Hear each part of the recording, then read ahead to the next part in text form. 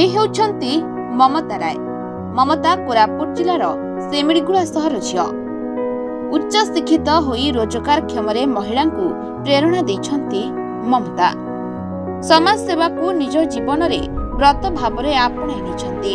छोट बेलू पाठपढ़ा सह खेलकूद रे आगुआ थिबा बेले कॉलेज रे पढ़िबा समय एनएसएस कैंप एवं रेडक्रॉस कैंप रे नेतृत्व नै कॉलेज स्तर रे एक स्वतंत्र स्थान तैयारी करि परिथिले। कोरापुट स्तरीय महिला क्रिकेट टीम रे मध्य 5 वर्ष खेली कैप्टेन रो दायित्व तुलाइथिले।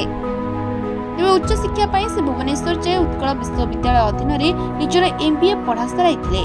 तेबे समाज सेवार निशा तांकु एते खारिथिला जे से चाकरी पछरे न गुडाई फेरी आसीथिले निज कोरापुट माटी को। आ से अनुभव करथिले जे अंचल रे पारिवारिक हिंसा दिनकु दिन बढ़ी चलिछे। एथिरे रोक लगाइबा पई से आरंभ करथिले फैमिली काउंसलिंग। एही माध्यम रे शताधिक परिवार समस्यार समाधान करि चलिछंती ममता। से रक्तदान शिविर कथा हेउ कि वृक्षरोपण, बाल्य विवाह रोकिबा हेउ कि महिला सशक्तिकरण, प्रत्येक क्षेत्र में कार्य करी निजर स्वतंत्र स्थान परिचय समाज रे सृष्टि करि परिछंती ममता। जाजपुर जिलार एरोड ग्राम गृहबंदी होई रहिथिबा सेमिळीगुड़ार जणे झियो को उद्धार करी एक सुपरिचित चेहरा रे परिचित होइतिले। बस स्टैंड रो अनेक अवहेलित मां मानकु उद्धार करी सेमानकु परिचय देबारे सक्षम होई परिछंती। कोरापुट जिला कांटी पंचायत 3टी ग्राम को निजर पोस्तीय ग्राम भाव में ग्रहण करी अनेक विकास धारा जारी रखिछंती ममता राय। से शताधिक महिला मानकु सिलाई तालीम दे सेमानकु रोजगार बाट दे परिछंती। कोरोना समय रे 50,000 मास्क एही महिला मानक द्वारा प्रस्तुत करी जिलापालଙ୍କୁ पठाइथिले। उपांत अंचल रे किभଳି शिक्षा, स्वास्थ्य सेवा एवं सरकारी योजना पहुंचिबो ताहा नै लढई एबे भी जारी रखिछंती ममता। विभिन्न समय रे पिला मानकर विकास निमंते अनेक कर्मशाला मध्य करिबार नजर रहिछे। ए सब कार्य भितरे निज शरीर समस्त अंगदान मध्य करिछंती। ताकर ए सब महत् कार्य पई अनेक पुरस्कार पई सम्मानित मध्य होइछंती। सतरे ममता हेउछंती अनन्य झियो, मां मानकर प्रेरणार उत्स। एठी समाज रे नारी मानक अवहेला दुर्बला भावी तांकु अणदेखा करुथिबा बेले ममता निश्चित भावरे एही महिला समाज पई एक उदाहरण साजिछंती। से निजको सामाजिक आर्थिक क्षेत्र में सक्षम करी अन्य महिला मानकु आर्थिक भाव में स्वावलंबी हेबा नै कार्य चलाइछंती। तेबे दृढ़ इच्छा शक्ति ममता को देछि स्वतंत्र परिचय। सेमती तो कही हेबन कि पर्टिकुलर ए गोटे जिनस पई मो हठात किना ए सेक्टर को आसिले। छोट बलटो मो परिवार बापा मां को मु देखिछि। स्वल्प बापा रोजगार भितर भी आम घरे कहीं ना कहीं परिचय बाहर भी लोक आसिक आम घरे रहीकि निजे सेटल हुअंती।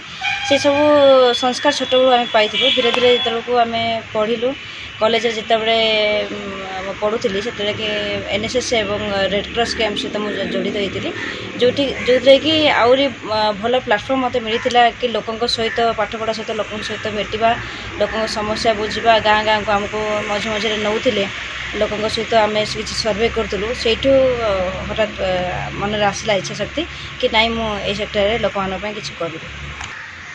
हाँ मु पढ़ी तो ये कि चाकरी करी चाकरी करी किंतु किछि वर्ष करथांती कारण मुझे ग्रेजुएशन कंप्लीट है मोर से समय मु माइंड सेट कर सारी कि मत गोटे ओल्ड एज आ गए अनाथ आश्रम कंबाइंडली मत कोरापुट डिस्ट्रिक्ट ही करार अच्छी कारण मु बहुत से भाया लोक भेटी जो पाखे किसी कौन आश्रय नाला।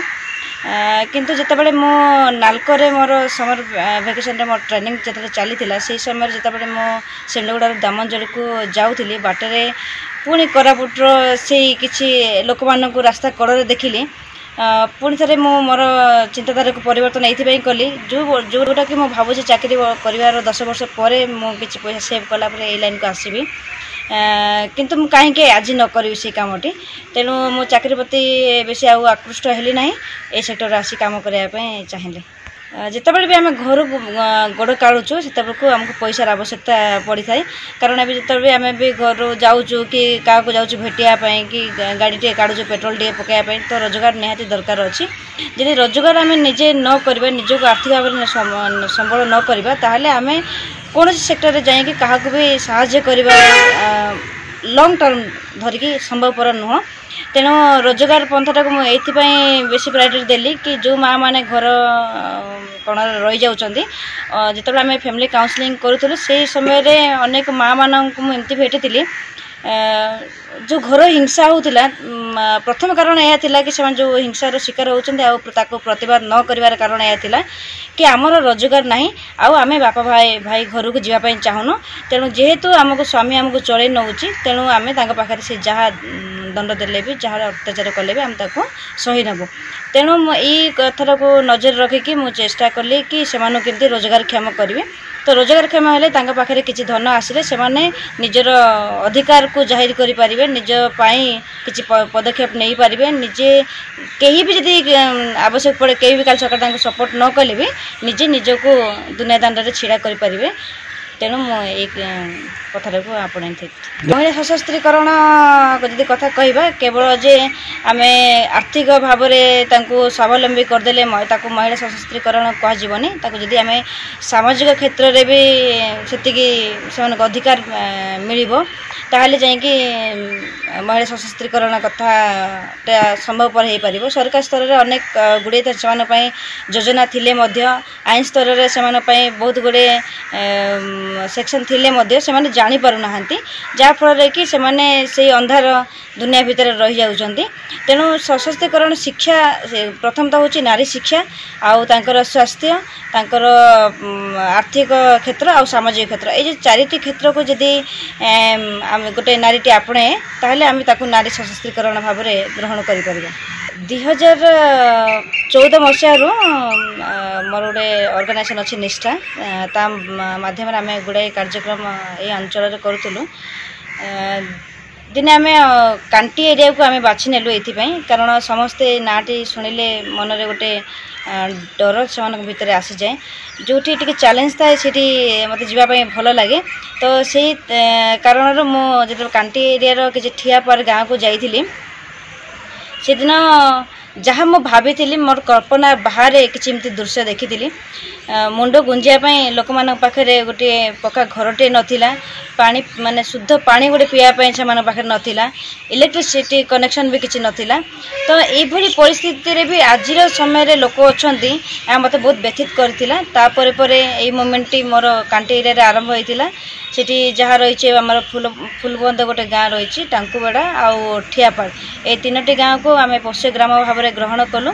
सिंधुगुड़ा ब्लॉक अधिकारी मान सहयोग धीरे धीरे से इलेक्ट्रिसिटी पानी कनेक्शन एवं पक्का घर आम देवार संभव हो पारिछु। आ मझे मझे से हेल्थ कैंप भी करा जाउछि से किभली भाव स्वास्थ्य ठीक भाव रही पारिबो। अनेक तो जानी नथिले स्वाधीनता दिवस कहले कौन तेणु आम तो ये समस्त जानी स्वाधीनता दिवस दिन कौन हुए किंतु आम निष्ठा तरफ प्रति वर्ष स्वाधीनता दिवस साधारणतंत्र दिवस से लोक मान सहित पालन करूँ से पाखे सब प्रकार मेसेज देवाई चेष्टा करुचु एवं सचेतनता कार्यक्रम प्रति सप्ताह आमर चली सरकारी योजना हो कि आईनगत जहाँ सब योजना रही से पाखे आम पहुँचु। सेमिलीगुड़ारू दशरथ माछंग रिपोर्ट टुडे।